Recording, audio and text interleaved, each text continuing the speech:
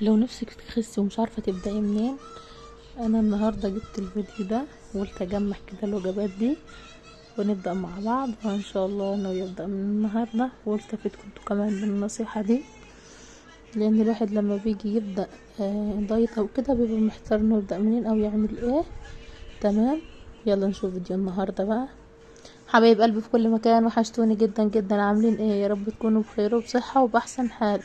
نبدا فيديو جديد ويوم جديد، ونبدا بالصلاه على الحبيب. اللهم صل وسلم وبارك عليك يا حبيبي يا شفيع يا رسول الله. حبايب قلبي، لو اول مره تشوفوا قناه يوميات ام حنين، اشتركوا في القناه وفعلوا الجرس عشان يوصلكم كل جديد. ولو انت معايا سيبيلي كومنت جميل حلو كده منك وقولي انت منين. تمام.